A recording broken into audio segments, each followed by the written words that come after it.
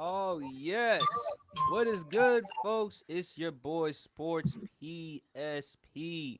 Welcome to the Sports PSP podcast. Appreciate y'all for hopping in. Please go like and subscribe to the channel. I got my man Ghost in the building. And by the way, check out his YouTube. Congratulations to you, Ghost. 5,000 subscribers, Yeah, man. I appreciate that. Sports Yes. PSP man. Thank y'all. I'm honored to be here. This is my first time on his show. I was on Yes. Brandon's podcast before, and that's where I actually officially met Champ. Um, but I'm just glad to be back in the mix, man. And when Sports PSP hit me up, I'm like, yes, get me in there. I got a lot to say. It's been a few months. And I'm excited to be here, man. You guys make great content. I'm excited to get my hand in a pile to add on to what y'all building. Absolutely. Always a pleasure having you, man. And you killing the game with all your content, man. Just keep it up. And of course, my man, undisputed world champ, doing well. Go check out his latest episode on his pod. Got some great content as always. How are you doing, brother? And shout outs to Columbus, Georgia. Yes, indeed. Man, look, great day down here in Columbus, Georgia, man. 80 degrees. It is lovely, man. It's beautiful down here, man. And if you ever down here, man, go to the Riverwalk on Friday. Have a beautiful concert down there during the summer months, man. The Wine Festival is coming down here in a couple of months, man. I can't wait to see it. Man, but it's always, like I always say, man, to be on here with my big brother. It's always an honor, a privilege, and a pleasure to be on here with you, man. Always. Always a pleasure having you on, man. BRF could we don't know if BRF is gonna make it on the show, but shout outs to BRF has done great work on the Sports PSP pod and also on Champs pod. Go check out his content as well. We're gonna wait and see whether if Grant's gonna hop on the show. Go check out Grant. Also go check out Brandon from the Blocks podcast. He did a latest video on Debo Samuel. We'll discuss that in a different time in a different place. But anyway, folks, let's get to what happened last night. The NBA Finals between the Dallas Mavericks and the Boston Celtics. Boston Celtics took care of game one. Fellas, when I look at the Boston Celtics, Kristaps Porzingis, him coming back from the injury and to be that effective on both sides of the court, offense and defense, with his block, with his rim protection, his block shots, and hitting the threes. It looked like he was like Steph Curry out there shooting them threes. Boston did well as far as shooting with the threes. Dallas, they didn't do so well shooting at all. Not only that, they had 9 assists. They had 9 assists in that game collectively. Luka Doncic hanged in there. Matter of fact, there was a 72-64 lead at one point in the third quarter, but it still wasn't Damn. enough for the Boston. It still wasn't enough for the Dallas Mavericks. Ghost, I'm gonna let you go first. What were your thoughts on Game One of the NBA Finals? I mean, I have Dallas winning in six, but Porzing- Porzingis was just not missing. It was I mean, no one expected that. I know he was dealing with some injury issues, but he came back. I thought he might start out slow. I'm like, all right, he coming back. He might start slow. He got to get his feet wet. But he came out hot. And you can't the Kyrie that we're used to seeing is still great, obviously, but there he's gonna we're gonna need him to start hitting more shots. If Porzingis is gonna play like this, which I don't know if he's gonna keep that up consistently, that's another discussion in itself. But Right. if he is to keep that up, we need Luka gonna give you 25 plus. All right, but we need other people to chip in on this on a consistent level. If you already got to deal with Tatum, Brown, but if you add Porzingis to the mix, man, I don't know if they don't respond, it could get ugly for the Mavs at least. Champ, talk to me. Man, when I tell you they came out there in that first quarter and ran their shoestrings off.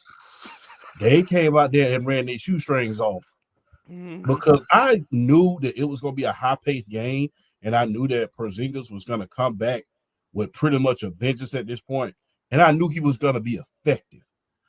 But I did not expect just for them to go out and just lay a down home Mississippi whooping on them like they did last night. So I have to say, man, Boston, they came out here, and the thing is about it, the guy who is getting the most criticism, Jason Tatum, going into this finals, he only scored a few points. Yeah. This wasn't even his best game.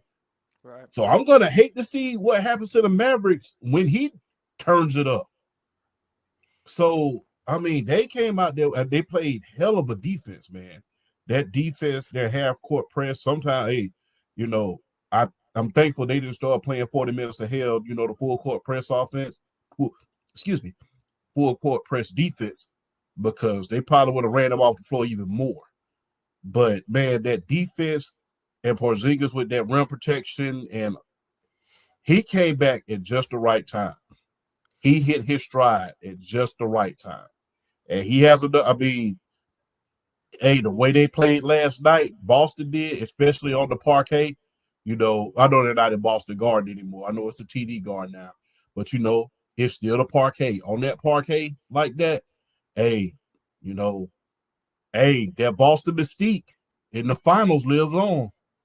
The Boston mystique in the finals. They rarely lose in the finals. So, I mean, when you think about Boston, you think about some of the all-time greats, you think about championships, and you think about all-time great performances. And that performance that Porzingis did and the impact that he did is right up there with some of the greatest. I mean, for a game one, that was flat out impressive. It certainly was. And I think we talk about Kyrie going up against Boston as his revenge. What about Porzingis going up against Dallas? Because we thought it was supposed, once Porzingis was traded from New York to Dallas, it was supposed to be Luka and KP, and that didn't work out. So now you got KP playing like this, and when they traded to get Porzingis, I'm like, Porzingis, okay, he can give you some offense. I like what he can do as far as with the mid-range shot. He can shoot the ball. He's 7'3". He can give you some interior defense. Is he what he was early on in his career in New York before the injuries? Not as athletically, but he's still capable of giving you these type of performances. And for you to play that well, in mind you, your first NBA Finals game, that says something. Dallas, they didn't do a good job moving the ball. Definitely with Yeah. the assists. They didn't shoot that well from the three. Luka was trying to do the best he can, in which he did. He had like 29 or 30 points in that game, 12 of 26. Derek Lively also had foul trouble. Kyrie Irving, look, he did not play particularly well, but I don't expect that from Kyrie in game two. I do believe that um, the Mavericks will play much better, but in my opinion, I got the Mavs winning the series in six.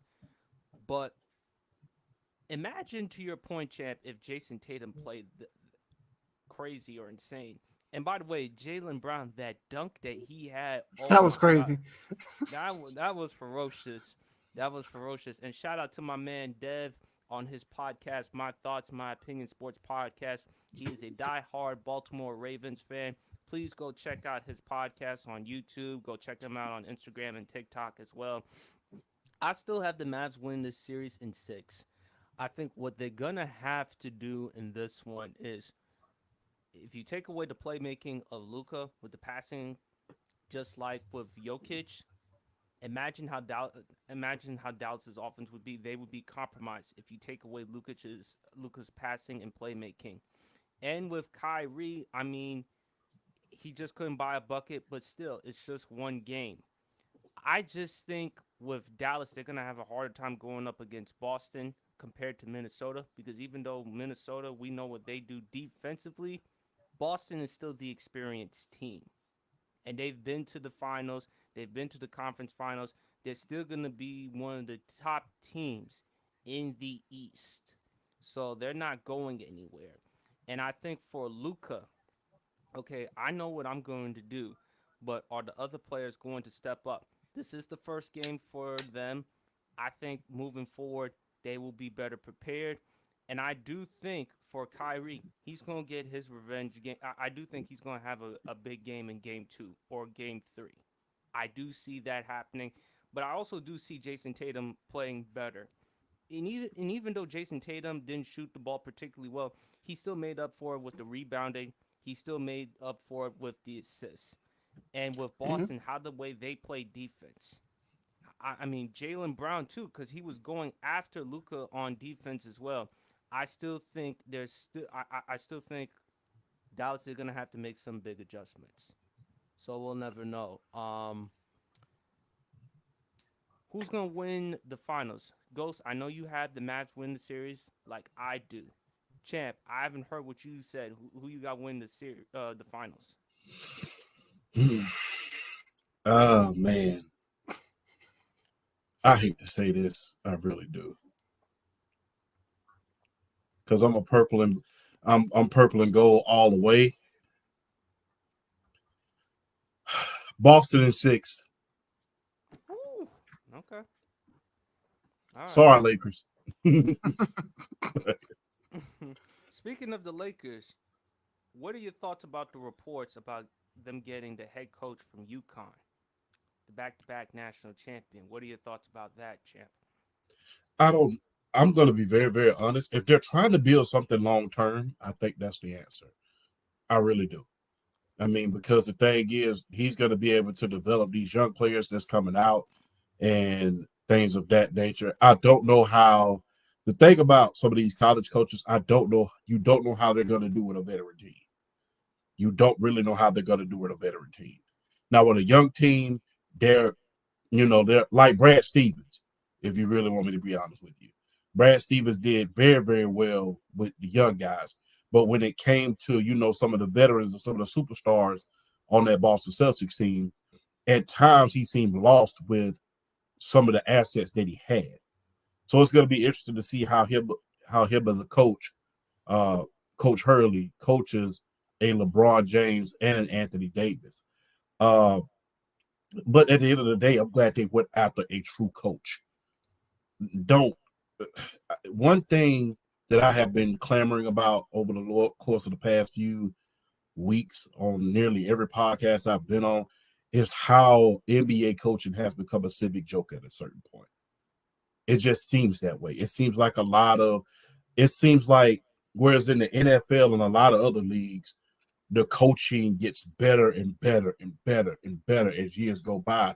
It seems like every team has a revolving door in the NBA. And even after they win championships, we saw that when the Milwaukee Bucks fired Mike Budenholzer after he won them a championship at a team that had been starved for a championship since 1969. Or excuse me, 1972 when Kareem Abdul-Jabbar was there. They had not had a championship since then. And then a few years later, he's gone. So, like I said, go after true coaching. Don't bring someone on the team just because one or two of your star players likes this person, or All right. because your star player has a relationship with a certain person. Not going to say any names, but the thing is this: bring in a true coach so you can develop some of the young talent that you have, because LeBron is not going to be there forever. All right. AD, depending on if he can hold up next year, I don't think we're going to get another 73 games out of him. But depending on how he holds up, he's not going to be there for he's not going to be there for years to come. Think long term, Los Angeles. I know you're in Los Angeles and Los Angeles loves a winner, but you have to think long term. You have to think how you're going to win after these star players are gone. Don't get yourself in a situation where you're going to have another situation like when Kobe left, or when Kobe was on the downside of his career, where the only signings that we have to look forward to is a Robert Sacre and a Luau Deng and a Timothy Mozgov. We don't want that. Think long term. This is Los Angeles, but this is Los Angeles, but the Los Angeles faithful is a very, very loyal fan base. If you just go ahead and do it right, you can have championship for years to come. Don't sell your franchise out just trying to be in the right now. Don't sacrifice what you want the most for what you want right now. Save some of these draft picks if you can't. Hey, if you start seeing that it's not working this year and you're heading for another play in this year, it's time to start blowing it up. You can't pacify the franchise forever just to put butts in seats. You tried that. We did that with Kobe for so many years, and then after Kobe was gone, you saw the results. So let's think long term. I think it's a good thing that you're going to get a true coach, not just a sideshow act. And that's no disrespect to JJ Redick, but he doesn't have a coaching experience or a coaching pedigree. Yeah. Right. Neither one of them. They don't. He doesn't have coaching experience. He hasn't been in the league for years. The Right. one thing that you can say about a Jason Kidd, he started almost immediately after the fact. Right. I mean, one thing you can say about Mike Dunleavy when he was coaching for the Los Angeles Lakers, he started almost immediately in his coaching. So he wasn't away from the game as far as being close to the players and being connected to the players as much. So win long term. Think long term, Los Angeles. Los Angeles loves a winner. If you win right now, they're going to love you. But if you win long term, they're going to love you even more. Well, that's a I great like point. that. Absolutely. Ghost, you want to add? I mean, I'm a players fan, so I like the players. I just like basketball in general. I don't really have a favorite team, but looking at the Lakers, yeah, I do agree. Like long term is better, like to be focusing on, because I mean, LeBron will be there maybe two more years, maybe, but after that, then it's going to be a question mark. So yeah, I agree. They should definitely get that long term plan in place. Starting right now. Mhm. I think with Dan Hurley, who is the head coach for UConn, it's gonna be tough because again, you're going up against the NBA. Even though college basketball with the NIL deals, you're dealing with grown men. So you're gonna have to learn how to cultivate a relationship with the grown men. But if you're talking about long term, the way Champ put it, okay, I can understand that point. Here's the problem, however, and I like Jeannie Buss, but the problem is we've seen you in the past with D'Angelo Russell, Brandon Ingram, Lonzo Ball. They went elsewhere and they were better. The thing is, you got to set a culture. You got to find right types of players in the draft and the right types of coaches in the staff to develop these players in order for them to maximize their potential. Thank God, Chant, this isn't Jim Buss running the show because we saw how bad Jim Buss was when he took over for president of basketball operations for the Los Angeles Lakers. Mm-hmm. Let's not forget that.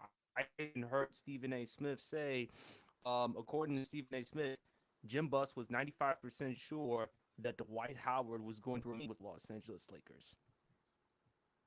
And he got a 5-year, $118 million contract, and then that down to take a 4-year, $88 million contract for the Houston Rockets.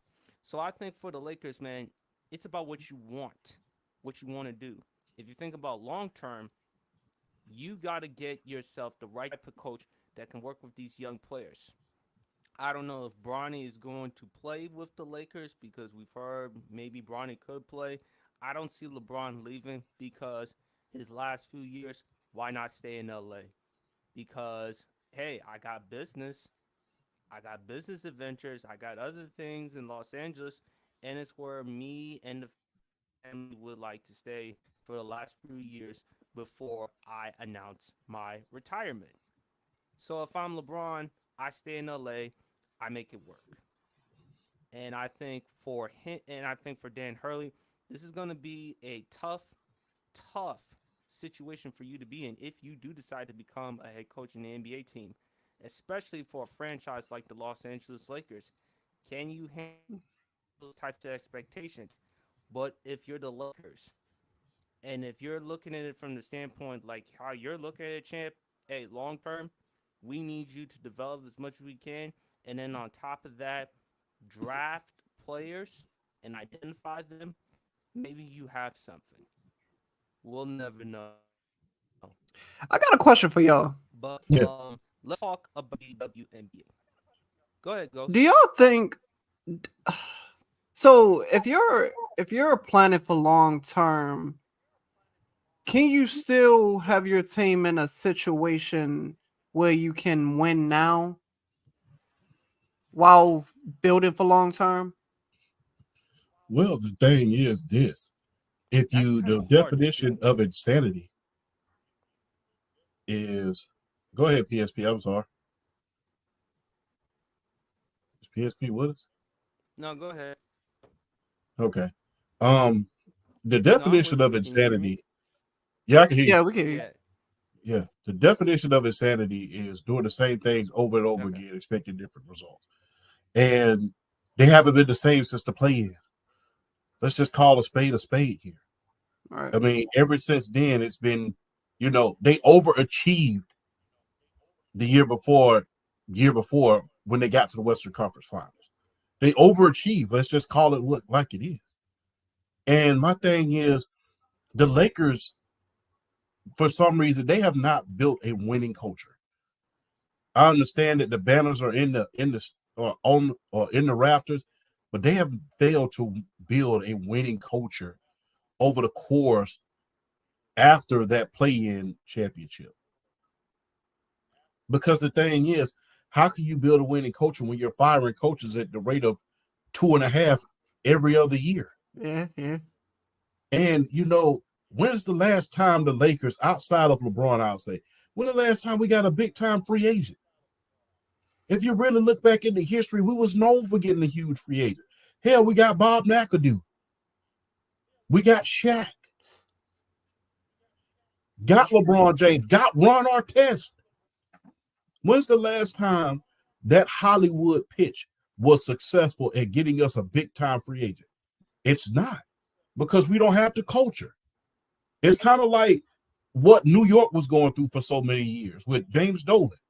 It's kind of like that. Yes, you won a few. Yes, you was able to be popular. But the thing is, what are you doing in the long term to make the team successful? Now, James Dolan finally got it right when he got the players that he had. But you see how long that took? You can't keep firing coaches at the rate of one every 2 years. There's no stability there. One thing that Right. can draw in a free agent, you saw it in Boston with Tom Brady. You saw it a little bit. Every team that has ever won throughout NBA history, NFL history, any type of sport, what draws free agents is winning or the potential to win. And you have not been able to get not one since LeBron. You mean to tell me that you have one of the greatest players of all time and you have not been able to attract a true free agent that's not a big free agent that's going to just be a name on the card to attract fans? I'm talking about one that's going to be a huge difference maker that is going to get you to the finals where the cornerstone is. So that's the thing. If you can win now, okay, but don't do that at the expense of the future. Because the thing is, look how far the Steve Nash trade put us behind. That's Look how far true. the Dwight Howard trade put us behind. He didn't even stay. So bad that we had to sign B free agents in Robert Sacre, in Carlos Boozer, in guys like that. You think about that, Los Angeles. The biggest free agent signing that we've had is other than probably LeBron the last few years. We was happy to get Carlos Boozer because the front office was that incompetent. So let's think about every little thing that we have to do here instead of just trying to satisfy what we want right now. Hey, and if you want another example of what not to do, look at the Phoenix Suns. They don't have a first round pick until 2031. That is crazy. I'll be 41 years old by the time they get something, by the time they get a first round pick.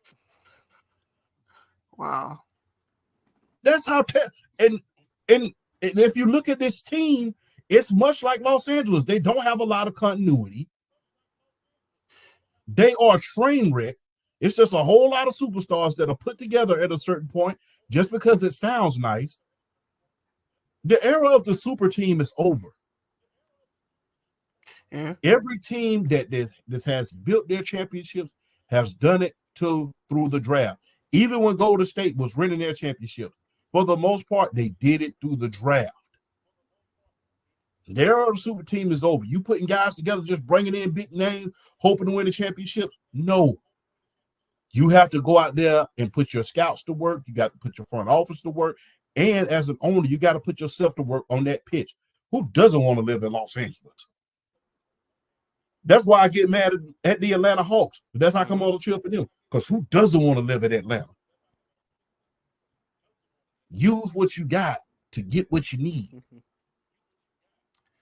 So my thing is, it's more of a rhetorical question in a sense, but shouldn't the fact that you like from y'all perspectives, because I genuinely really want to know from y'all, I really do respect y'all mindsets behind this.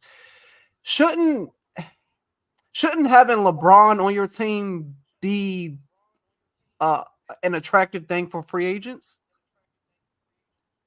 It should, but the thing is like this. Go ahead, champ. I'm sorry. Oh, my bad. It should, but the thing is, much like Kobe at the end of his career, when you knew he was on the downside after those championship years were over, it's not as much as of an attraction anymore. It's not an attraction anymore because the thing is, it's like you think about, and the thing is, after a while, the jury gets out on you. Think about some of the players that got traded and was, into PSP's point, got even greater once they left. Yeah. Think about all of these. Think about how much a revolving door that LeBron has had throughout his career. It's never been the same two teams 2 years in a row when he was winning. It's always been a constant revolving door. I mean, even when Magic was winning, even though you were bringing certain players in, they were still mainstays. They were still part of that team, and they was building on that nucleus. If you look at the Cleveland years, that summed it up. It was a revolving door constantly. So it should be attractive, but much like when Kobe, after Phil retired, I would say, much like Kobe had been in the end of his career, yes, it's attraction to be able to play with one of the best players in the league. But guess what? If I know you're only going to the play-in, the hell am I coming to join your team for? Just to go to the play-in and lose? Or if I'm a scorer, LeBron's a ball dominant player. Guess what? My scoring is going to go down. Yeah. My stats are going to go down. My all-star stats are going to go out. Hell, think about it. Kevin Love was averaging a double-double in Minnesota. Got to Cleveland. Where you go? Down. Same thing with Chris Bosh. So let me ask got to Miami. Where you go? So you got to think about that because the thing is, yeah, it's an attraction. But guess what? Do I really want my status to go down because of this? No.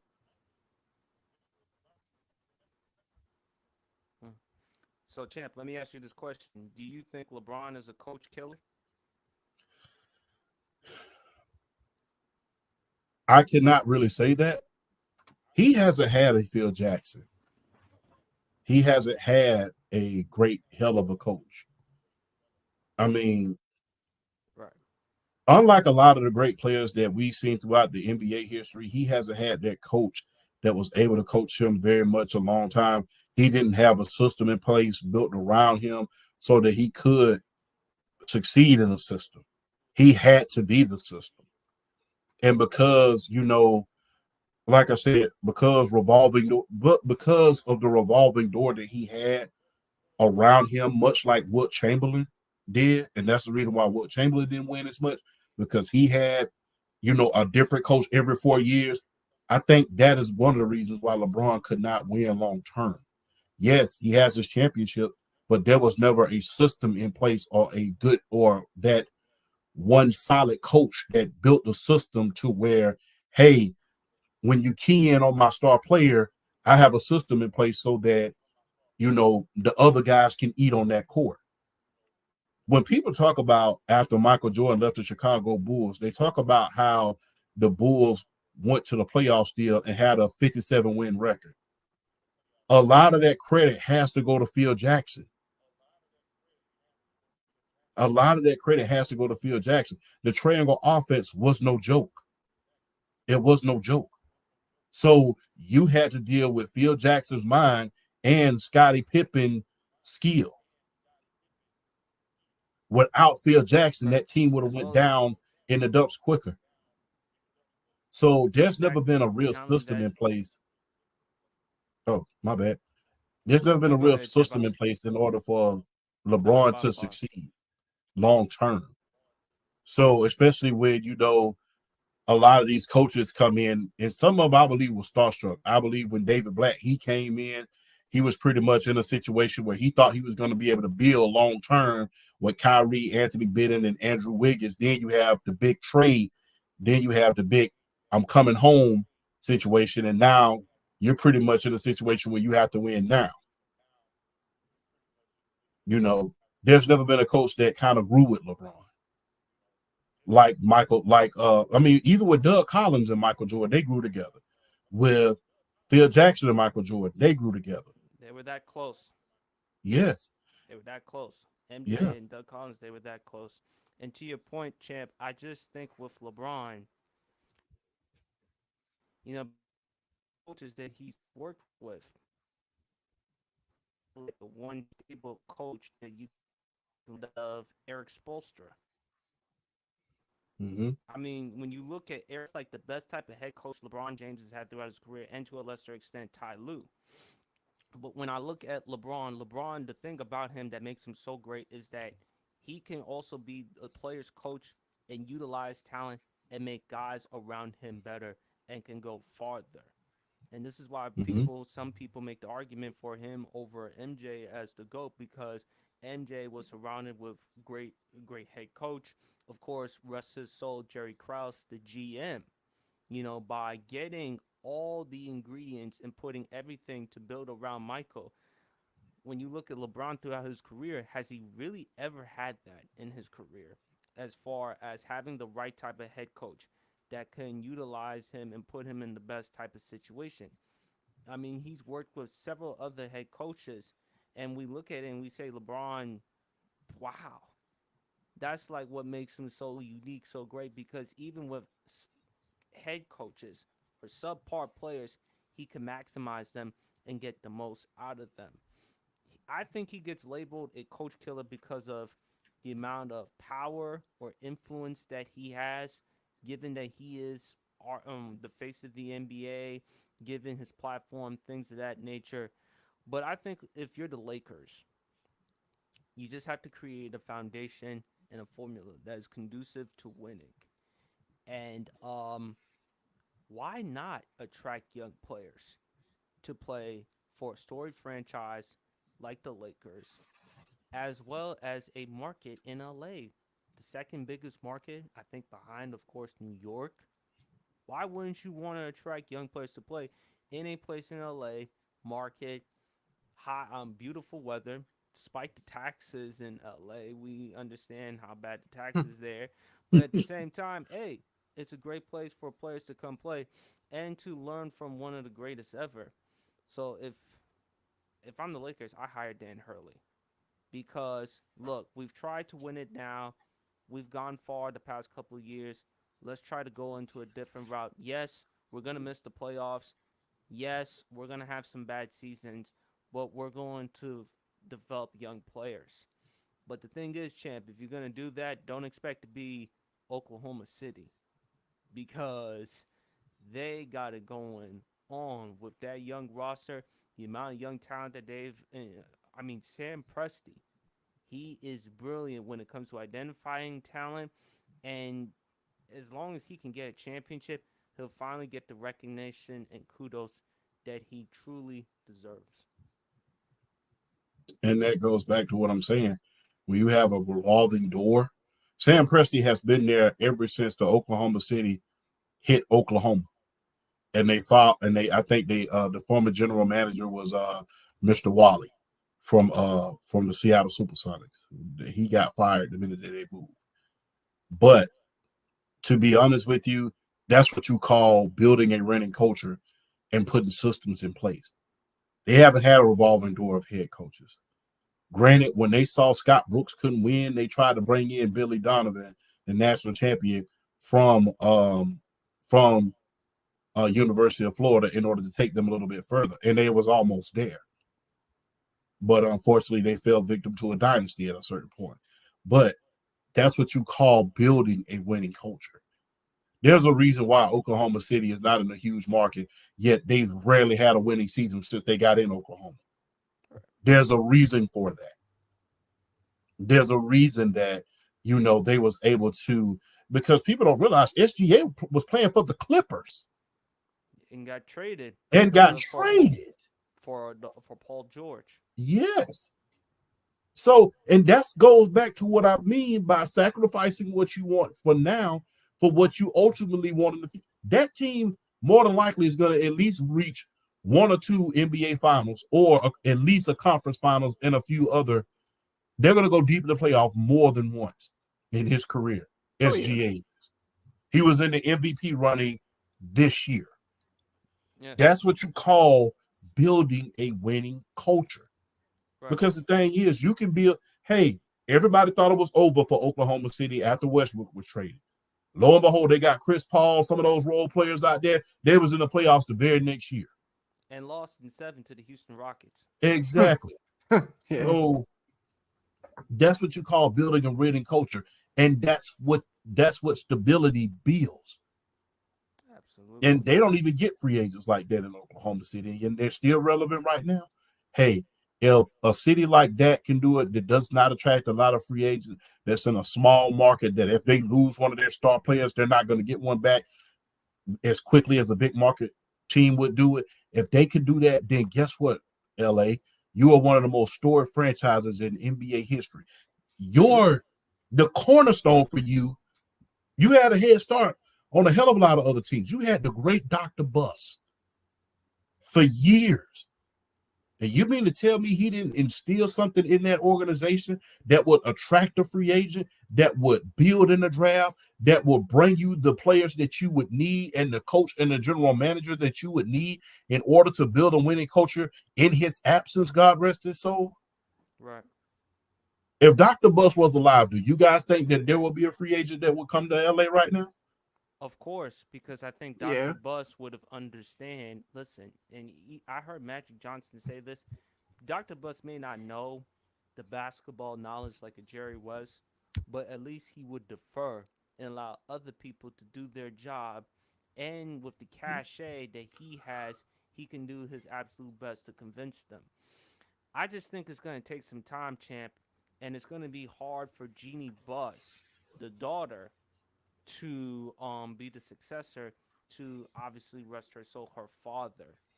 But Jeannie Buss, I hope she has a plan, and I just hopefully for your Lakers, champ, they head into the right direction. Let's keep it going with some basketball. Caitlin Clark. I mean, there was the situation with her and Kennedy Carter last Saturday.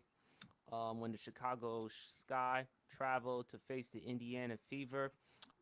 Kennedy Carter bumped into Caitlin Clark with the elbow.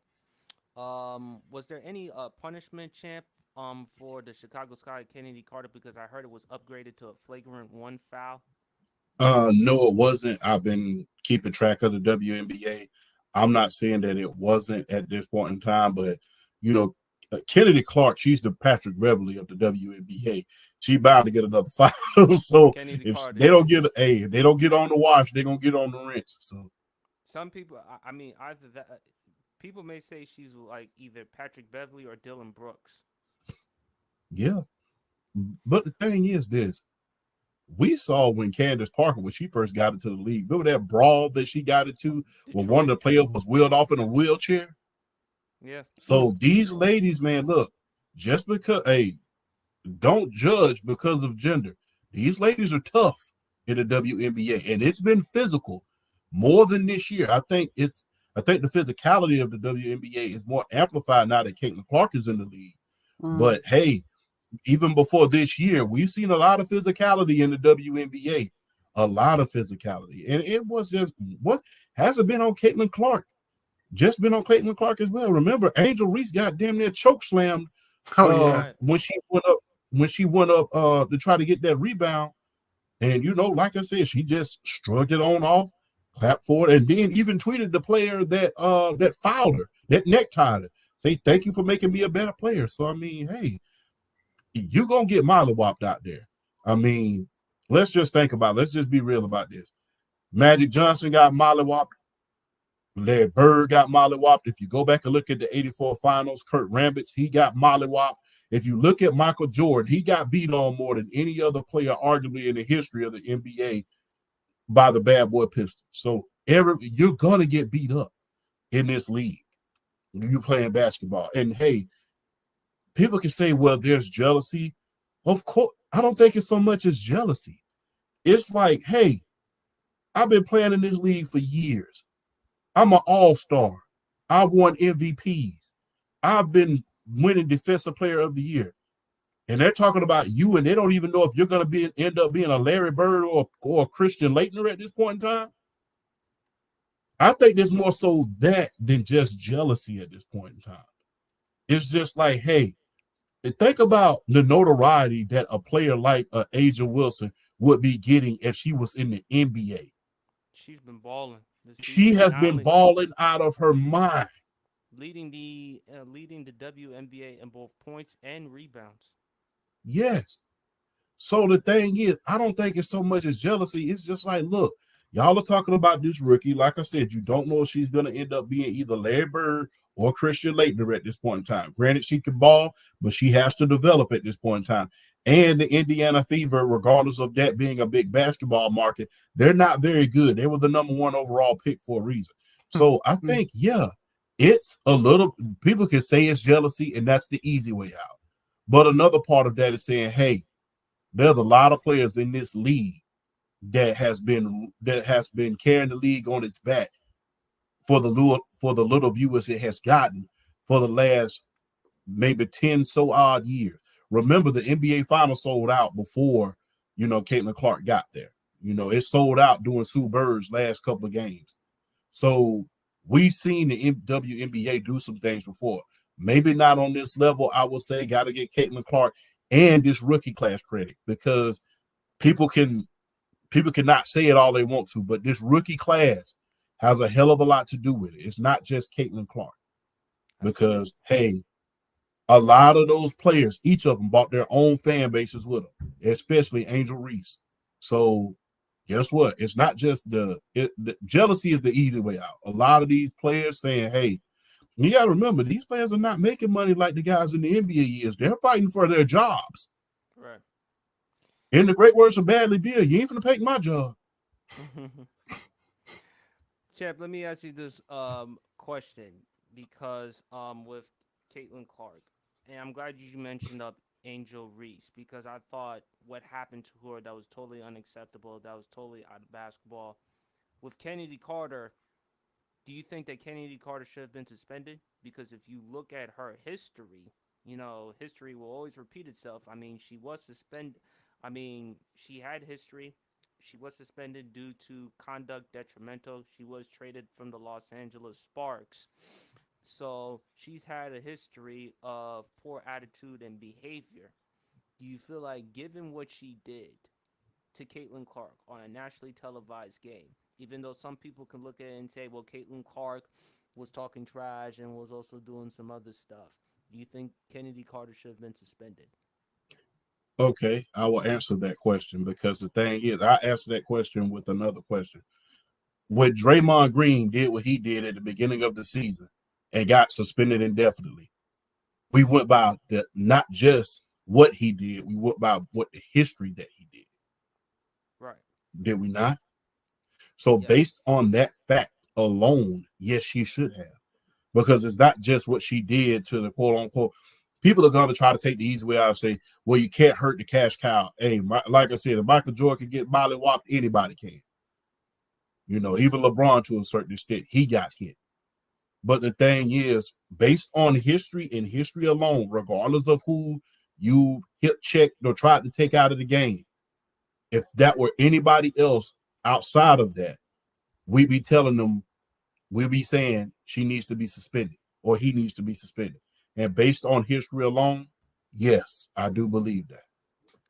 One last question before I give it to Ghost. Draymond Green, did you hear what Draymond Green had to say what the Indiana Fever should do for Caitlin Clark as far as getting like an enforcer for her?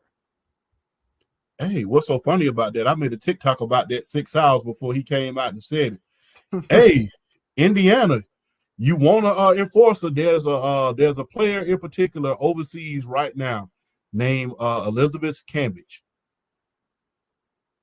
I mean, go ahead and go get her, man. Hey, if you watched it, hey, I watched every sport that you can think of, but Elizabeth Cambridge, I don't know if I'm saying her name correctly, but she's as beautiful as she is deadly. So, I mean, you're looking for that enforcer to kind of keep somebody off your star player. Hey, she available. Go get her. What are your thoughts, Ghost?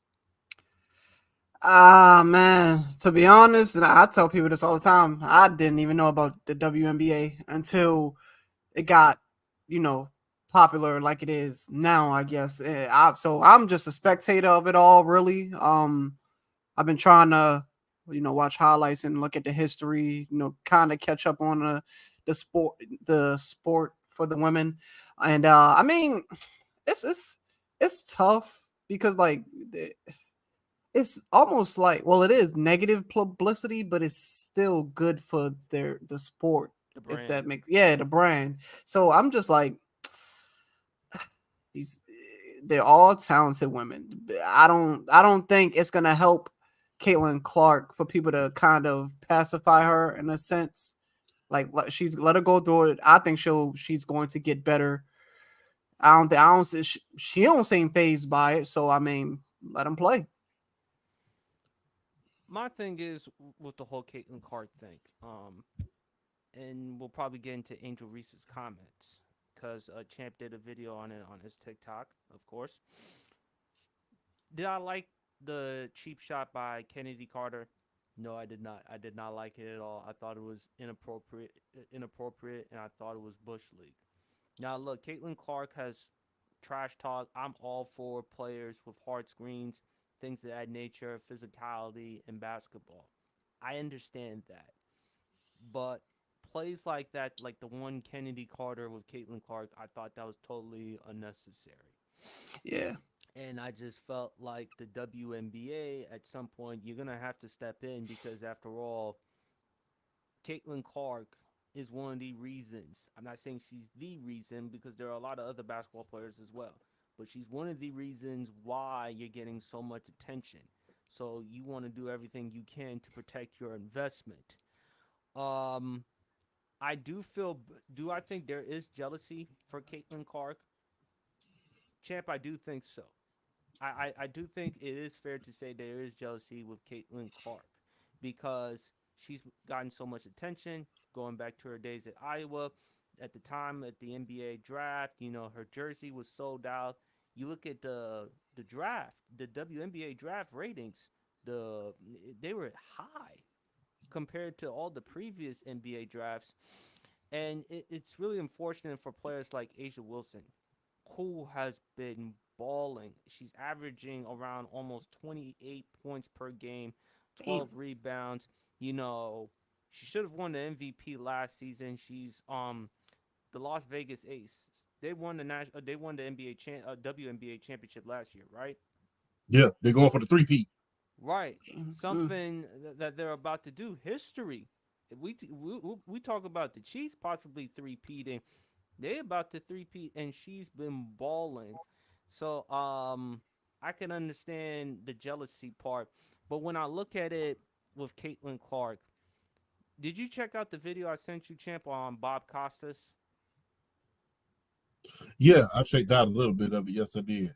Yeah, and I want to give give you the platform, the time to speak on what your thought about Angel Reese's comments about what she said about, it's not just Caitlin Clark, it's also other players, even herself, that are watching or tuning into the WNBA. If you want to, Is she lying? she ain't lying. Okay. Who? You know what? And the thing is, who else's jersey sold out at the end of the WNBA draft? Oh, that's right. Angel Reese's did. So, hey, when Angel Reese did this to Caitlin Clark in the national championship game, guess what? All eyes was on Angel Reese at that point.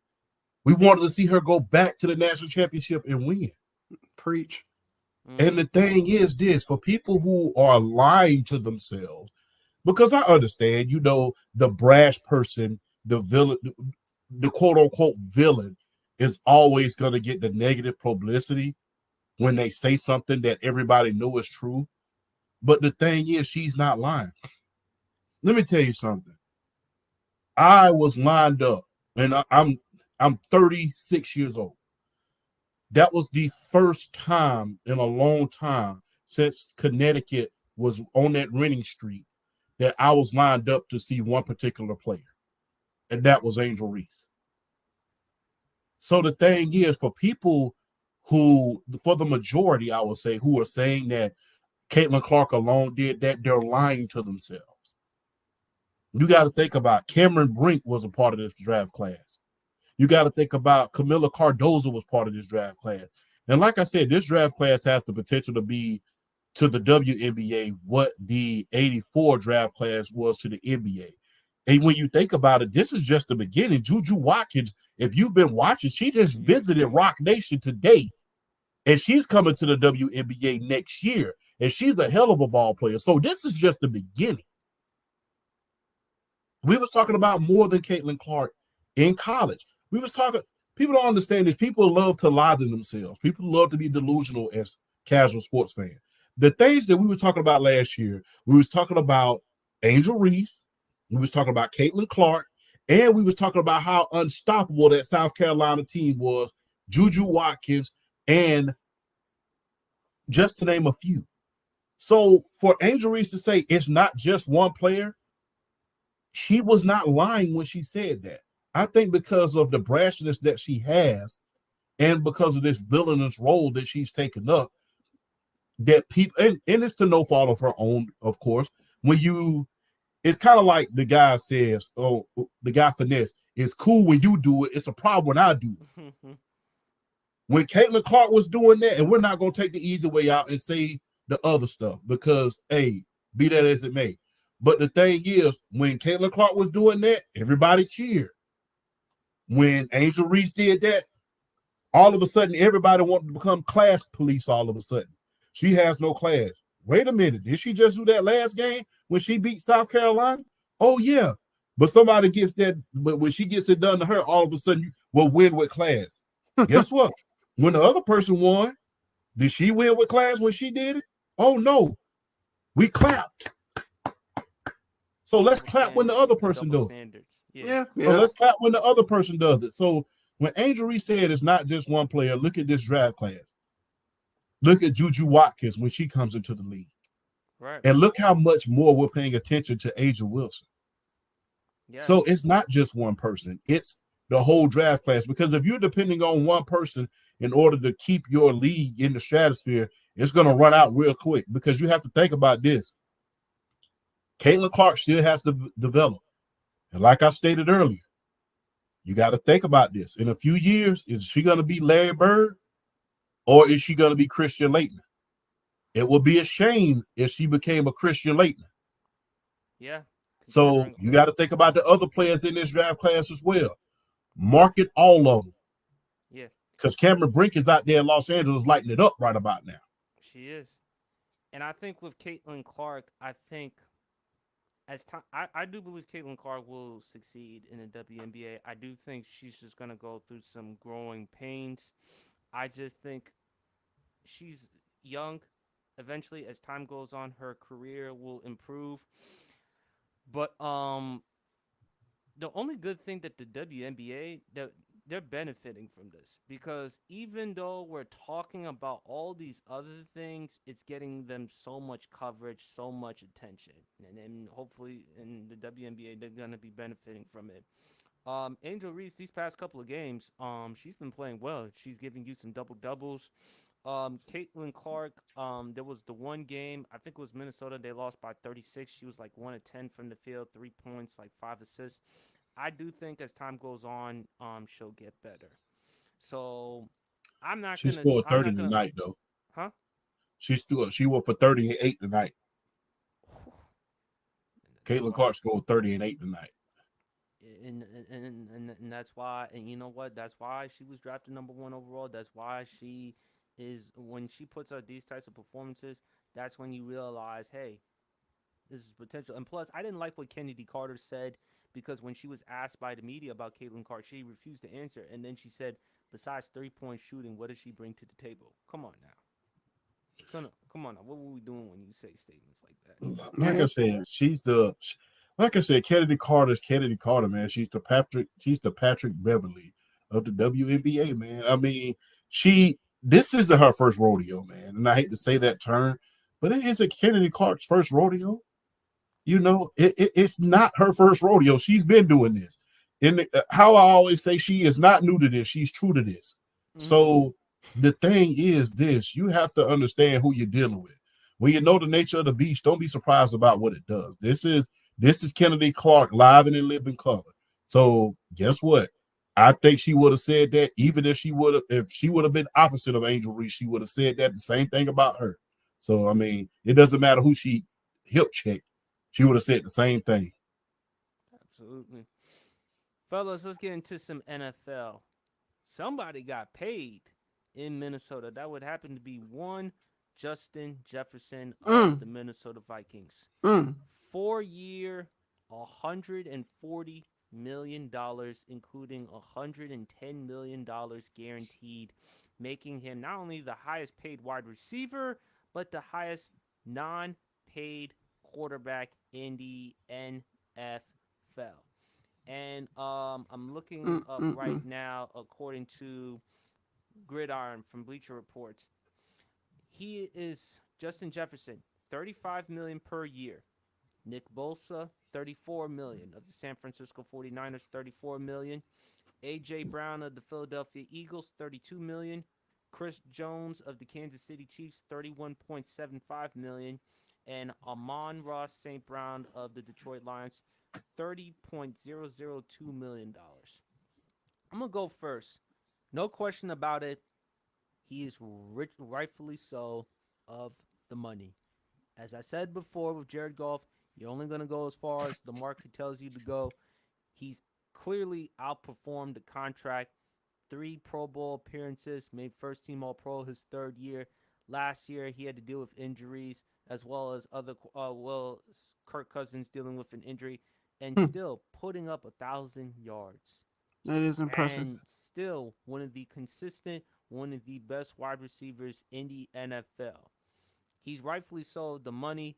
I think hopefully is it going to lead the door for the other players like CD Lamb, Jamar Chase, T. Higgins, and other players. And speaking of Dallas Cowboys, not only are you going to have to take care of CD Lamb, but you also got to take care of Micah Parsons. And next year, Dak Prescott is entering free agency in 2025. So you got a lot of investments that you're going to have to make or handle. So, but overall, Justin Jefferson, well deserving of the money. He's one of the top 3 wide receivers, however you put it. You put JJ, Devontae, Tyreek, however in any order. He's in that conversation. So I have no problem with it whatsoever as getting his money. Ghost, what's your thoughts? Oh yeah, he's I agree, he definitely deserved it, no doubt about it. I could just imagine his when that direct deposit hit when he signed that contract. But no, that's no here or there. just, just the fact, because it does, everywhere, all the other receivers, whether it's Ayuk, Chase, T. Higgins, all those guys are looking at a lot of them. I mean, news came out that they were waiting to see what the Vikings did with Jefferson. But a lot of, I'm sorry. I mean, besides, in my opinion, besides Chase, T. Higgins getting that type of money, I just don't see it. I don't see it happening. Ayuk, maybe, but I just don't see it. But I'm happy CD that this definitely. happened. CD definitely he'll get. Oh yeah, hands down. CD will. CD Chase, I think those guys will make it happen. But I'm impressed, man. I'm impressed by that number for him. I would, especially knowing who. I mean, not saying McCarthy is a bad quarterback, but it's definitely an uncertain future. So I'm asking for a boatload of money. So I'm happy for him, man. And this is a step in the right direction for sure. And yeah, I'm just happy to see players getting what they deserved. Yeah, I don't know if you want to talk to Big Champ about Kirk Cousins in Atlanta. Not saying that he don't mind Kirk Cousins, but the type of money they had to pay Kirk Cousins coming off the rupture Oh of his yeah, Achilles, he was yeah. wanting to get Damn. Russell Wilson for like a 1 year, $2-3 million contract, but he's now with your Pittsburgh Steelers. Oh yeah, champ. We. Oh yeah. Sorry, we got him. We renting him. We letting the Broncos pay the rent. We got him for free. Hey, What are your thoughts, Champ? guess y'all was Scarface. We Frank Lopez. What's your thoughts, Champ, on Justin Jefferson's contract? Hey man, hey, in the great words of Deion Sanders, it must be the money. But hey, he earned every bit of that contract. And the one thing about, I don't think we talk about this a lot, man.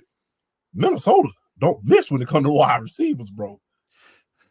Yeah. Minnesota does not miss when it comes to wide receivers, man. And you know what the thing is this. One thing about the Minnesota Vikings wide receivers, neither one of them, and I think this is going to start for Justin Jefferson as well. It starts for him, unfortunately.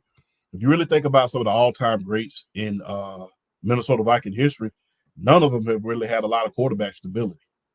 When you think about Anthony Carter in the 80s, when you think about Chris Carter, when you think about Randy Moss himself, when you think about Stephon Diggs, remember, Case Keenum was his Case Keenum got them to the NFC Championship that year. Yeah. Now, it's Justin Jefferson. Now you're going to go through that trend of being one of the mainstays in Minnesota that really doesn't have a stable quarterback at this point in time, because we don't know if they're going to set the tone with Sam Darnold at this point in time, or they're going to let J.J. McCartney go out there and play. So, hey, it's going to be interesting to see what he does after the fact.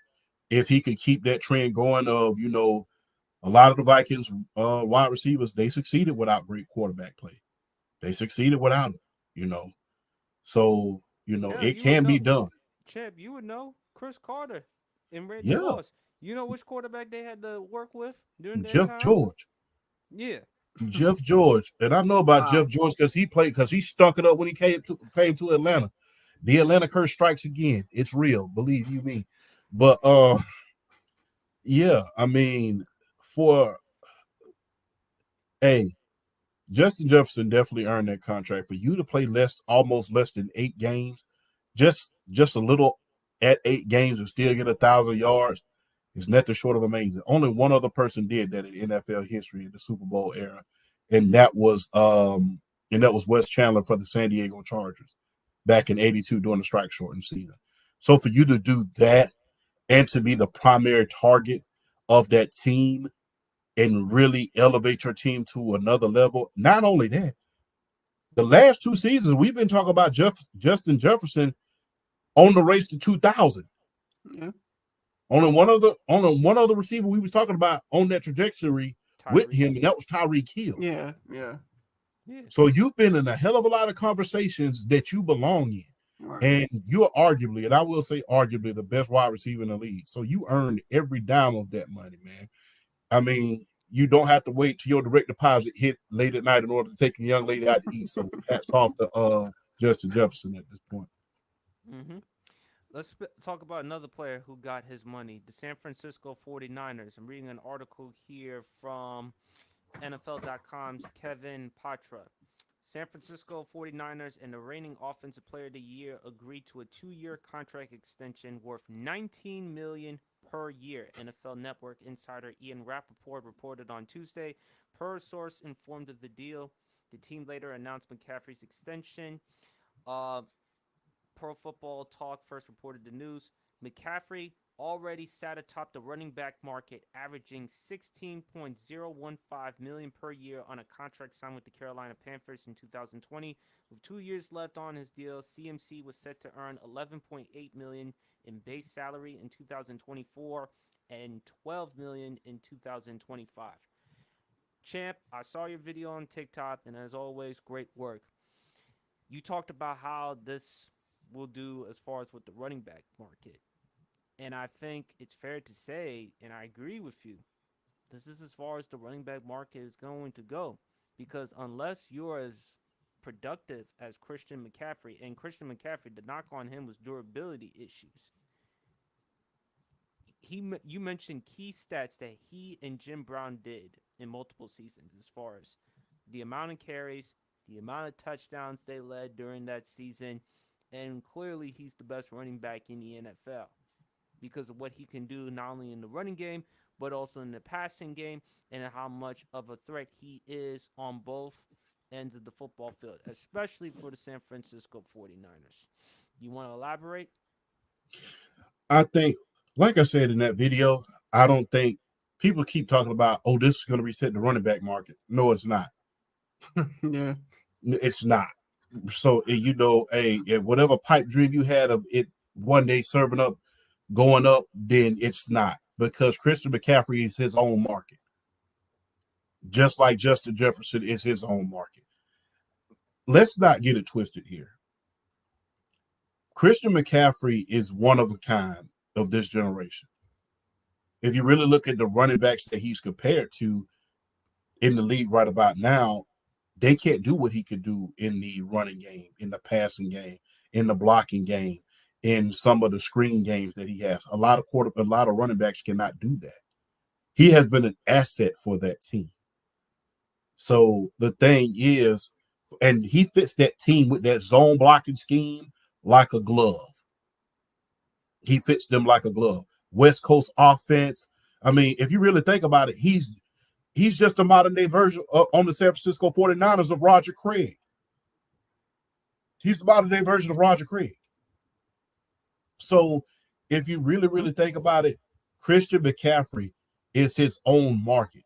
And to expect for you to get paid like a Christian McCaffrey when you're not putting up Christian McCaffrey numbers and you're not performing like Christian McCaffrey, every time he touched that ball 20 times, the 49ers won that game, with the exception of one game, and that was the Super Bowl. That tells you everything you need to know about Christian McCaffrey, because that's what I was saying all year long. Stop trying to throw that ball all the time. I know you got these great receivers, but give Christian McCaffrey that ball 20 times. And lo and behold, every time I said that they gave him the ball 20 times, what happened? They won. Mm-hmm. When they lost against the Eagles, who didn't get the ball 20 times? Christian McCaffrey. Absolutely. So Ghost. So my question to you two gentlemen is like, because over the last few weeks, I've heard teams uh say maybe they just saying it, but they want to use their running backs this similar to how San Francisco uses CMC. So my question to y'all are, what does that, not necessarily what does it mean, but schematically, what are they trying to put in place to replicate what goes on in San Francisco? I think with San Francisco, they're known for running the ball very well. And with Kyle Shanahan and Champ and I, we've had conversations about with Kyle Shanahan, you constantly keep going against something that you do best, which is avoid the run. And he did that not only in that Super Bowl, we've seen it in multiple Super Bowls. We saw that in the Super Bowl with the 28-3, unfortunately, to champs Atlanta Falcons. We saw the 2010 lead in the first Super Bowl against the Kansas City Chiefs. I think back in Miami, I think. Okay. And when you look at Christian McCaffrey, for him to be in San Francisco, near home, because again, he's from Cali, he played at the University of Stanford, and to take away him out of the equation. Remember, at one point, Christian McCaffrey was in the discussion for the MVP Right. because how bad the QB play was, and how phenomenal, how spectacular Christian McCaffrey's numbers were. I think if you take away him out of the equation, no disrespect to Brock Purdy, yeah, he'll still be fine because of George Kittle. Assuming if they keep Brandon Ayuk, Debo, I like Debo Samuel, but he's at best as far as wide receivers, what, a top 20, top 25 wide receiver? Is that where you would probably rank Debo Champ as far as top 20, top 25, somewhere around that ballpark? Because no, because I like Debo, but clearly he's not top 10 as far, because when I look at top 10, you got to be able to run your routes consistently. To OJ's point, the air, the only good component Debo brings to the table is yak, yards after catch, and how Yeah. he's great when after the run. But with San Francisco, the formula is there. You can put any quarterback in that situation with those types of weapons, and especially with C-Mac. The problem is Kyle Shanahan keeps doing it to himself, constantly running away from the one thing he does best. Atlanta, I can understand to some extent with Atlanta because with Matt Ryan, Julio Jones, the passing attack, but you had also Devontae Freeman, who made the Pro Bowl that year, was a very productive running back for the Atlanta Falcons until injuries and everything else. But the thing is with Christian McCaffrey, you can put him elsewhere, and he can make you successful. I just think with San Francisco, John Lynch, who has done a very good job, champ, as a GM, as a evaluator. He was a very good football player, but also a damn good evaluator and talent as well. If you take away Christian McCaffrey out of the equation, how would San Francisco's offense be? And especially, how would they be come postseason time when you're going up against teams like Philadelphia and Green Bay and then Detroit? I'll say this: the only team that I can see utilizing their running back sort of like Christian McCaffrey is being used is Atlanta. And that's not a Yeah. biased take, that's just a Yeah. true take. I was thinking them too. Yeah. The thing is this: when you think about Derrick Henry, do you think about him being a threat in the passing game? No, you No. don't. Nah, no, When you no. think about Nick Chubb, do you think about him in the passing game? Not so much. Nah. When you think about, let's say, Brees Hall in the passing game, yet to be seen. When Yeah. you think about Joe Mixon, yet to be seen. So when you think about a lot of running backs in the league that I just named, you're not really thinking about, Tony Pollard, yet to be seen. Travis Etienne, yet to be seen as a threat in the passing game. So when you think about teams using Saquon. him like that, you have to have the system. What's that, Saquon. PSP? Saquon. You mentioned Saquon Barkley could be the only running back when healthy that could challenge Christian Yeah. McCaffrey. Assuming if he could stay healthy, and now he's going to the Philadelphia Eagles. So you pair him up, and plus to your point, champ, because you've constantly mentioned how Jalen Hurts, even though he was in the discussion for the MVP, he struggled taking care of the football last season. Mm-hmm. So imagine if you put Saquon with Jalen Hurts with the spread option. And he's also a very good, and he can also run routes as well, and he's also explosive. So imagine if you put Saquon under those types of circumstances. Philly can rely on running the football. And also another team that's going to incorporate more of the run this year is Green Bay. Now that they acquired Josh Jacobs to Oh take some of the Yeah. yeah. load off of Jordan Love. Yeah. But the only two backs that I can see really being as big a threat in every aspect of the game as far as Chris McCaffrey is Saquon, Bijan. Everybody else, when you think about Derrick Henry, straight up runner power. Nick Chubb, straight up runner power. Jury's still out on ATN. Jury's still out on Tony Pollard, as well as a lot of other running backs. Even when you think about Josh Jacobs, straight up runner. You know, 300 carries a season. Not necessarily going to be running wheel routes, running screens, running, delayed routes on, teams like Christian McCaffrey is at this point in time. So the only two teams that you could really see, I could really see a receiver going for 1,000, and even having a whole lot of catches with their running back, Philadelphia Eagles and, my Atlanta Falcons, simply because their running back has the skill set for it. I haven't seen the Tennessee Titans use, Derrick Henry in a receiving situation where he's going out. It's not his game. Travis Etienne, the same. A lot of other running backs, the same. So that's why I keep saying that. And even with Saquon, you have to worry about if he's going to be healthy or not. You got to worry about if he's going to be healthy. Right. The main thing about Bijan last year, we know because Arthur Smith was not a very, very smart coach, he wasn't being used correctly. I thought you were going to say something else. No. I would never. He was not a very, very smart coach. No, so I thought you were referring to Desmond Ritter. You keep saying Desmond Ritter couldn't pass gas even if he fed the beans all night. No, and he still can't. I throw the ball better than he can. So, and I'll drink that. Do y'all think the value for like a straight up power back like a Chubb or a King Henry, the value for that type of running back, do y'all think the value for that type of running back is going down compared to a mold of a CMC or Bijan? I think so because again, you can just get guys like that coming out of the draft.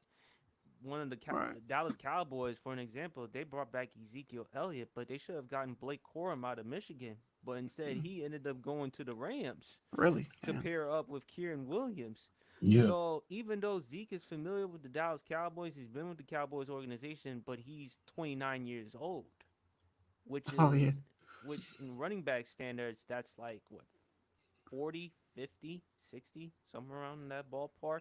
Yeah. Plus, running back by committee is strong now. I don't have to worry about you getting hurt. I don't have to worry about you paying you a bunch of money, you getting hurt, you not being available. When I can have two-back system, one for what I need in the passing game, the running game, and, the blocking game, and one for being a straight-up runner. I mean, you saw that before. Hey, we even saw that before Nick Chubb became the perennial back. We saw that in Cleveland with him and Kareem Hunt. Yeah. I think it's like a cycle of the league. In the 80s, you saw a lot of running back by committee as well as, your straight up, one back. In the 70s, you saw running back by committee. Even with the Pittsburgh Steelers, your team goes, you saw Franco Harris and Franco Harris and Rocky Blau in the running back by committee. I mean, even in the 90s, before Jerome Bettis came, Bear Foster, Bam Morris. Okay, so, it's always been running back by committee for a lot of teams because the thing is, if I'm handing you the ball 300 times every single year, not everybody is doable like an Emmitt Smith. We'll never see another Emmitt Smith ever again. Or Eric Dickerson. We'll never see another Eric Dickerson again.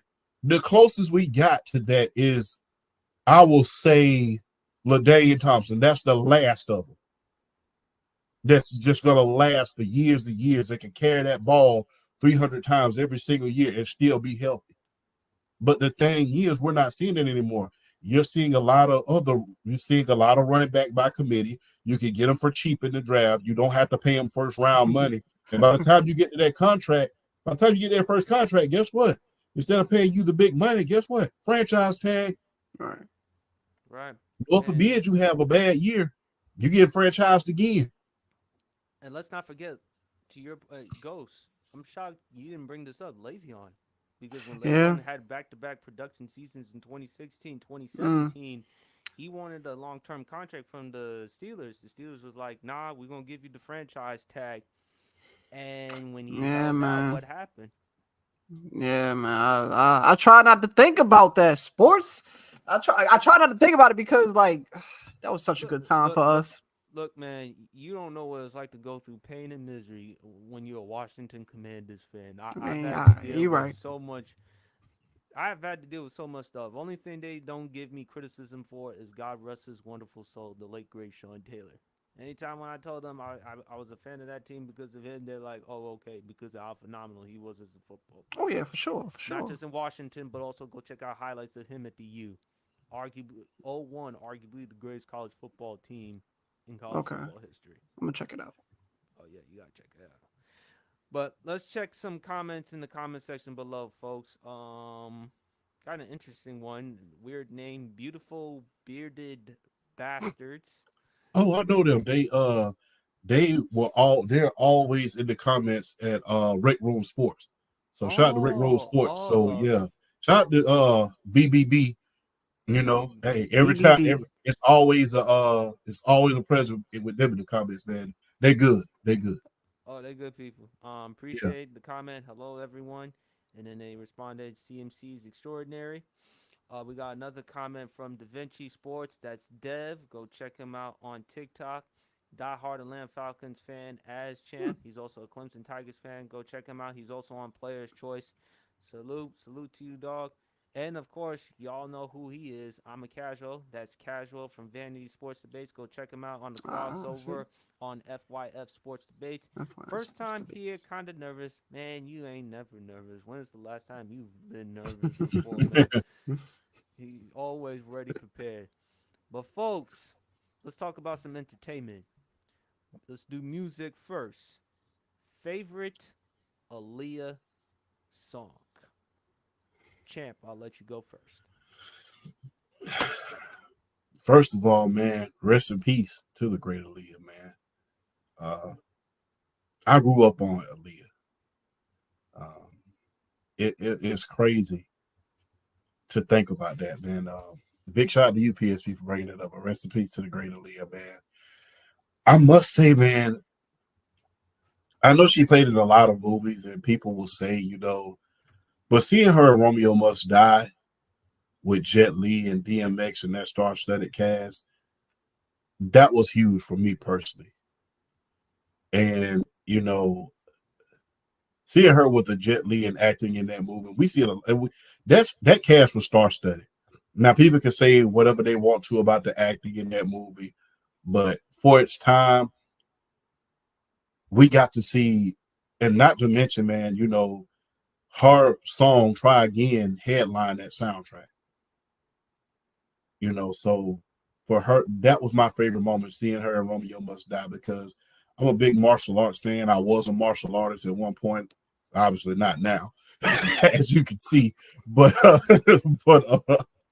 but yeah, I was a martial artist at one point. But to see her in the same movie with a martial arts superstar like a Jet Li, being one of his best being a co-star for him, was flat out, that was one of the best moments. Not to mention that song "Try Again" had everybody rocking. I mean, that was something special.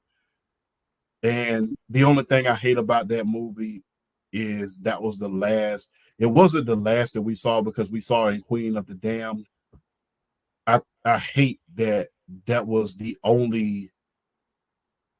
I think that she would stop right on. I hate that she would stop right in her track and she was ascending, because I believe that would have been the first of many. I believe that she was on her way to being like Queen Latifah was, and making millions of dollars a movie like Queen Latifah, and a Will Smith, that is.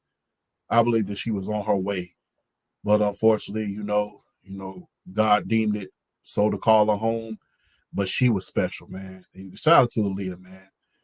I had your posters, I had your music, and that was one of the first artists I will literally say, as I was learning to drive, I was bumping her stereo as I was learning the parallel park. So shout out to the great Aaliyah. We still miss you to this day. So Rest in peace. Ghost? Fellas, that was before my time. So but the way Champ talking, I'm gonna have to do my homework on um You ain't this never listened to woman. Aaliyah? I Not have once? not. What? I might really, have heard something, but not knowing who it was. So that's so I'm gonna have to do my homework and really not really experience it, but just listen, because the way Champ talking, I need to get something about this going. Mm. I'll go. A lot of great tracks that she did. Are You That Somebody? One of the songs from the soundtrack from the Dr. Doolittle movie, Eddie Murphy, 1998. Yes. One in a Million. How the way she collaborated with, of course, Missy Elliott and Timbaland. This one track right here, unfortunately, because Champ mentioned this was around the time, unfortunately, due to her death, Rock the Boat. That is like my favorite track from Aaliyah because anytime I listen to this song, I always feel like I'm in paradise. I listen to the track, I love it. I love the beat. I love the music video. I mean, it's just beautiful. And gone too soon at the age of 22 Damn. and had dreams. You know, people who've been around her, they say all the time she was wonderful. And also another great song from her goes, you gotta listen to it, More Than a Woman. Y'all listen to More Than a Woman. Y'all listen to Are You That Somebody. Y'all listen to all them great tracks from Aaliyah back in the 90s. And also her style. Remember them outfits that she wore back in the day, champ? You know, Yeah. like people It talk was about simple. TLC. Yeah, go It ahead. was simple yet great, man. It was, man. Like I said, man. That like I said, I mean, I don't mean to stutter over my words, but when I think about that time, you know, Aaliyah was, yeah. I mean, and if you really want that, if you really want to sit back and join and have a real chill night, at the same time you want to bop a little bit, man, Hot Like Fire remix. I'm gonna make it hot like fire, hot, hot. That was one hell of a. It was so good to the point they put it in a superhero series, Cloak and Dagger, not too long ago. I mean, that, when you talk about music living on forever, man. I mean, I believe she would have been just as big. I mean, we talk about the Beehive at this point, man. You know, I would have loved to see what Aaliyah would have been during the social media era. That was, like I said, man. I don't need to stutter over my words, but yeah, that was Aaliyah was one of my favorite artists, man. And I didn't believe it at first. Kind of like with the whole Kobe situation. I don't believe that. That's some other stuff y'all got going on. I didn't believe it when it first happened, but Hmm. turned And out to be true. But I mean, like I said, man, that was special, man. It makes me smile to this day. That was special. we got a comment from my man, Casual. How we view her. That was Aaliyah in the 90s. No doubt about that. Yeah. I mean, and she was a trendsetter in the 90s at Yes. that point. Especially her, Missy Elliott, and Timbaland. Oh, the collabs they done. Wow. That I mean, 90s man. That was at its prime. Champ, you want to add? Hey, I would be remiss if I didn't say this. We talk about Timberland. We talk about Missy Elliott, Aaliyah. Let's not forget the late great Magoo. Oh yes. We're gonna show you how we party. That was special as well. That was a very, very special song, man. Hey, people, his rhyme scheme was very, very unconventional, but hey, man, it was listenable. And he, for his time, because I think we got spoiled in the 90s. We had so many great MCs that when somebody would rhyme unconventional, we labeled that as kind of like out there a little bit. But I would be remiss if you want to talk about those. If you want to talk about Aaliyah, you want to talk about Timberland, you want to talk about Missy Elliott. You can't leave Magoo out, man. He was special as well, man. Now he didn't have the longevity and the hits that we would have liked him to have, but for his time, his unconventional way of rhyming and getting you to dance to music, that was great, man. So yeah, you got to mention the late great Magoo as well. Absolutely. And one last one, and we're gonna wrap up this show. Favorite Booker T moment. I was watching WWE Legends, the biography on Booker T. Great, compelling story, man. I mean, obviously, him and his brother Stevie Ray, the Ebony Experience. They were on Global Wrestling Federation. At that point, that was not the best type of ideal type of wrestling because of the fan base, the experience, and what they had to go through as far as the racial epithets, which we will not use on the air. But Booker T, the Spinneroonie, and how he was able to win off fans, just his fight, his hunger, his personality, the great promos that he did. Anyone who knows me knows I am a diehard Stone Cold Steve Austin fan. He is my GOAT as far as WWE. Him and Austin cut some great promos. The supermarket one. Remember when Stone Cold was beating up, "You have any Grey Poupon?" And then the quote from Austin as he's about to leave, "Price check on a jackass." Hey, I'm sorry. And then the other one, champ, him, Austin chasing Booker T at a church. Whoever thought Austin of all places would go to a church?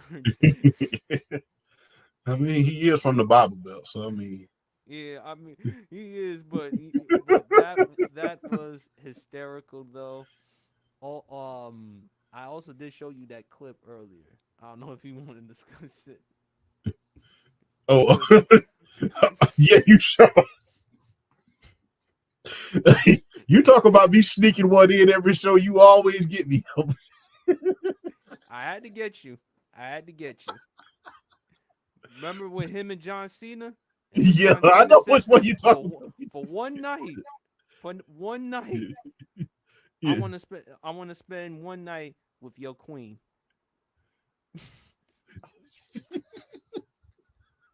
That, and then Booker's like, okay. Yeah, but just one time.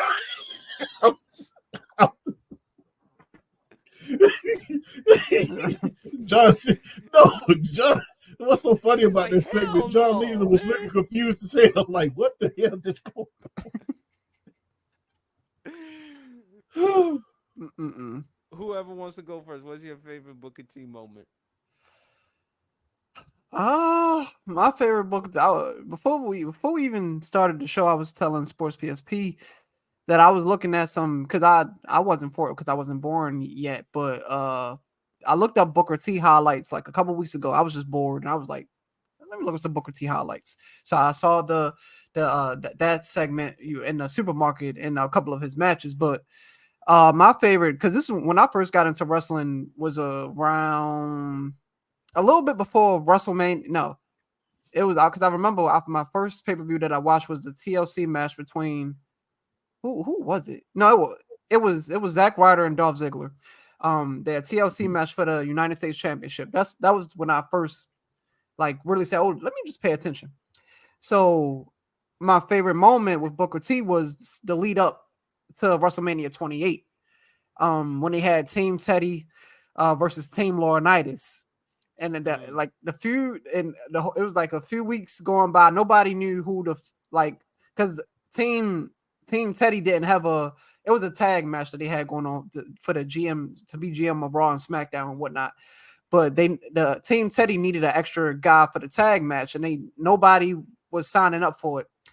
And then I remember they were attacking Teddy Long in the ring, and then Booker T came from the commentators table, and he was fighting Mark Henry, and that was just my fit. That moment just stuck out to me because it was like, wow, like it was just you could see the passion, and it was just an amazing experience for me to really, and that was just my time to really pay attention to everything that was going on.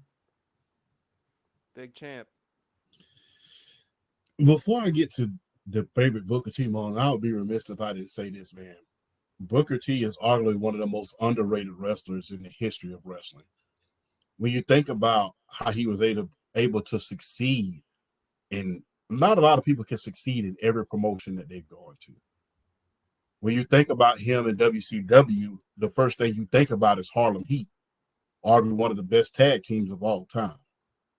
I mean, won the tag team championship 12 times, It's crazy. beat some of the greatest of all time, beat the Steiner brothers, beat Public Enemy, beat the NWO. I mean, beat some of the greatest tag teams of all time. I mean, even beat the Road Warriors on their last run in WCW. And if you know the Road Warriors like I do, you know, you beat the Road Warriors, you beat somebody. So, I mean, he's one of the most underrated. Not only that, when he spent off and became a superstar, single star, I would say, won the World Television Championship multiple times. Then they finally put him over and let him win the World Championship. Two-time champ. I mean, five-time WCW champion. So he won, and then won the United States champion. So he won every title in WCW before they closed down. Then you go to the WWE. And if you know the WWE back then, like we know it now, there was a lot of skepticism about WCW guys coming over. Oh, they don't know what they're doing. You know, this is a completely different ball game. They're going to be big fish. There was a big fish in a small pond. Booker T went right over to WWE and did the exact same thing that he did in WCW. Won every single title in WWE. Won the United States title. Beat the late great, you know who, in a seven match series. You know who I'm talking about. We can't say his name. So, you know, won the European title, won the tag team title, won the U.S. title, won the Intercontinental title. So you go to each promotion that you went to, you've been a mainstay. Then not only that, you leave WWE, you go to TNA and you succeed. So, and you win titles there. So guess what? You know, he's arguably one of the most, when you think about title runs and you think about the accolades, a lot of people do not mention his name as much as they should. And a lot of people don't mention the name where he should. Because for you to be the Grand Slam champion in one organization, then go to another organization and be the Grand Slam champion, win every title in that organization, be a part of one of the greatest tag teams of all time, and was able to make, not only was a great wrestler, was able to make people laugh despite himself. Right. Wasn't afraid to be comical. Wasn't afraid to do segments with Goldust. Wasn't afraid to, you know, experiment and be, you know, the butt of jokes with Stone Cold Steve Austin, you know. I mean, we all remember the famous blooper. Huh? Remember Goldust with the Star Wars? Yeah. Yeah. I mean, But remember. Chip, to your point, I'm sorry to interrupt you. To your point, he bet on himself. Because you know what? What he did was unique. Goldberg and Kevin Nash, they had big contracts before Vince signed with bought the rights. Vince McMahon bought the rights of WCW.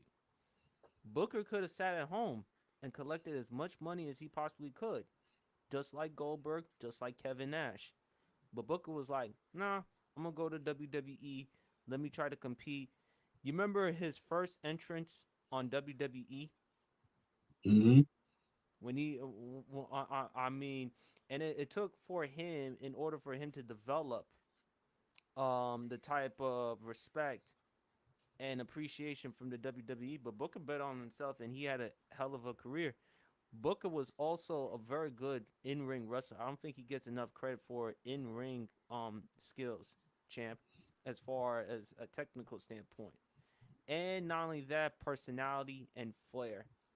He is a two-time Hall of Famer. People forget that component.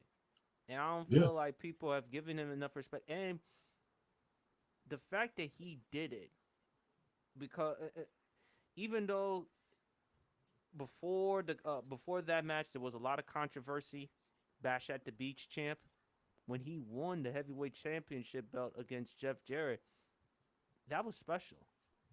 I mean, there wasn't a heavyweight champion from that point since what, 1992, a black one. Yeah, since Ron Simmons. Right. Yeah, since Ron Simmons. I'll say this, man. People, like I said, people don't like I don't. And if you really hear about how people talk about him in the industry, people always say that Booker T is a class act, man. And that's arguably the best thing that you can get in an industry like the wrestling industry, where, you know, a lot of people are very, very cutthroat in that industry. But, you know, everybody speaks so highly of him. And for, like I said, for you to go to, and you got to remember, WCW wasn't no, you know, wasn't no bad organization. It was not no. Granted, it didn't last long, but it wasn't one of these B class organizations. He actually won.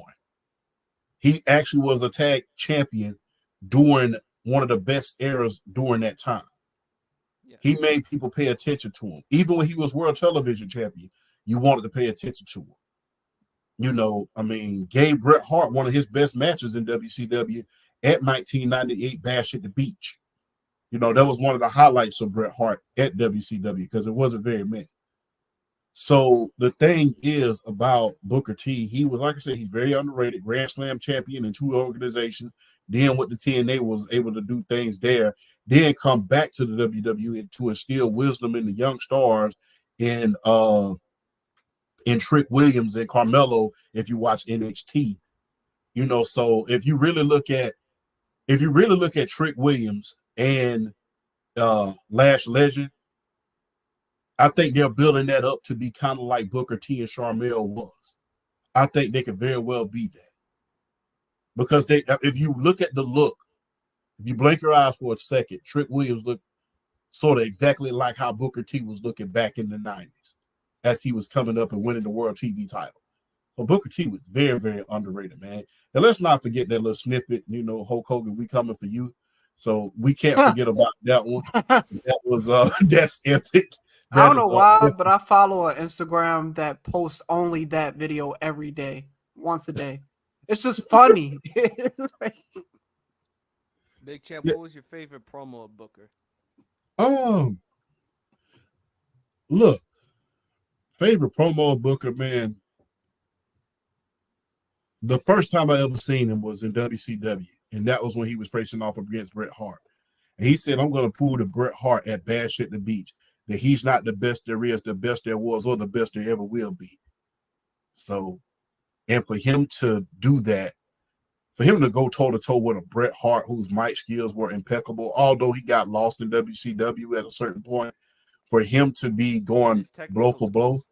yes, and the technical skills at that point, although that match ended in controversy, for him to be going against him is flat out amazing, man. And you know, not only that, man, when he was going against Stone Cold, when he was going up against The Rock, Mike for Mike, you know, with him and Chris Jericho, Stephanie McMahon, that was very, very that was special as well, man. That was very, very special as well. So I mean you gotta give credit where credit is due. So man, big ups to Booker T, man. A trailblazer in his own right, man. One of the most underrated superstars, arguably in wrestling history. Hell of a tag team, man. I had Harlem Heat posters everywhere in my room. I even went and got the do rag, you know, painted stuff on my blue jeans, trying to be Harlem Heat, man. You know, and the funniest thing about that, the funniest thing about it on his documentary, he used to talk about the pool hall all the time. And he always used to say how people used to walk up to him and say, "Hey, man, you remember me? I'm from the pool hall." But people didn't realize he was from Houston, not Harlem. So, Yeah. Oh man, just his journey. You know, remember Champ? I watched this on his biography and I read it and I was having this discussion with Ghost. Remember the Wendy's he used to work at? mm-hmm, Remember how he and his friends like robbed like the Wendy's store and other Wendy's franchises and stuff like that. mm-hmm. I mean that was like kind of like crazy like when I heard that type of stuff. But again, that's like how things were back in the day. But with Booker, man, he was like the youngest, 8 children, and to be that tough, mentally, like physically, spiritually, and you know, his wife, Shamel, he met her during a time in WCW, and Booker, you know, he just had he just had that it factor. WCW wasn't a bad organization. It's just that people, like at the time there, at the time, they didn't know how to like run or utilize them the way they had with Scott Hall, with Kevin Nash. But Booker T did definitely put up some great matches. Him and Cena, they had a really good rivalry back in '04 for the United States Championship belt. and King Booker. Cause like 1 minute with King Booker, he'll have like this British accent, but the next minute you kind of piss him off, he'll go straight hood, just like. But Booker, man, he's funny. He is absolutely hysterical, man, and just fun to watch. But fellas, that concludes the rest of the Sports PSP pod. Ghost, any final words and tell them where to follow you. Oh man, I'm just grateful to be here, man.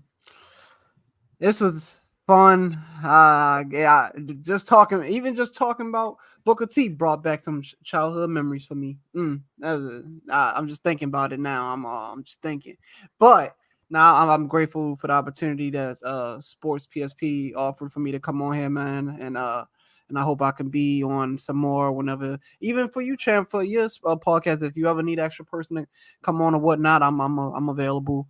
But yeah, I mean, shoot, I ain't never shot myself out before. Follow me on Instagram, TikTok. I'm Ghost Media. And my YouTube is the same name as I'm Ghost Media. I got to practice that, but I'm just I'm excited for the futures and hopefully show my face on y'all podcast some more, man. Because you guys, the knowledge, man, the experience, it really does help me out as well. So I'm glad to be here. Absolutely. Well, definitely. We'll have you more on the show, man, whenever you want. And of course, last but not least, undisputed world champ. Any final words and tell them where to follow you. uh, First of all, man, PSP, always a privilege, a pleasure, and an honor to be on your show, bro. Keep up the good work. Hey, while you're congratulating everyone else, let's congratulate you. Almost 6,500 followers on YouTube. You're doing a hell of a job. Every single week is always good content. Keep making your impact on the sports world. And I will say this to this very day. You put me on my first podcast, and I'll never forget that. So thank you. And thank you for your contributions and everything, man. So I have to shout you out first, man. For me, shout out to Columbus, Georgia, undisputed world champ on TikTok, almost up to 17,000 at this point in time. Uh, Trying to find our traction on YouTube at this point in time. Um, Angel Reese versus Caitlin Clark video coming soon. You know, the first of many matchups. Um, and also, man, if you really want to see a lot of content that PSP collab with me on, man, you have to gotta go to Instagram, man. If you gotta Yes. go to Instagram, you gotta follow PSP on Instagram and follow myself as well. World Champ underscore 2.0, as you already know, Ghost. So, um, man, it's just like I said, I call your show the highlight of Friday nights for a reason, man. Funny story before we go off the air.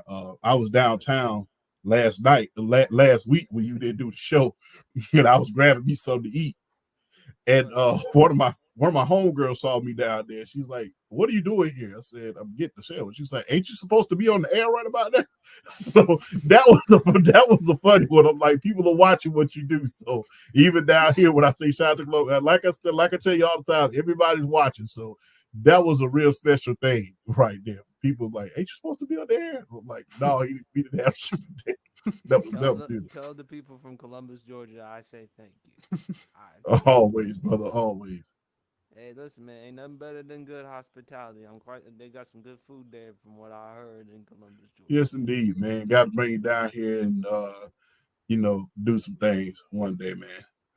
Absolutely, will do.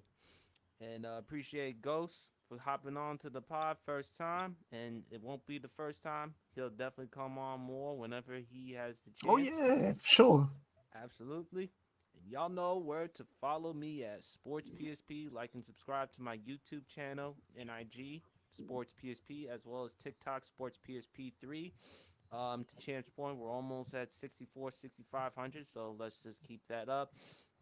I'm gonna release a Jamie Foxx video, another video. Champ will probably be laughing about the one in which Jamie Foxx impersonated as the singer D'Angelo when D'Angelo did the video Untitled. How does it feel? Still hilarious to this day. We also got some more content coming out. And shout outs to Broad Sports. Shout outs to Brendan from the Block. Shout outs to BRF Sports. Shout out to Grant. Shout out to Harrison. Shout out to Certified Chris. Mario Knows Best. Casual. The list goes on and on. I apologize for those who I did not mention. And of course, Luis as well. Go check out Luis Knows Tunes as well. Yes. Absolutely. And on that note, we is out. Peace.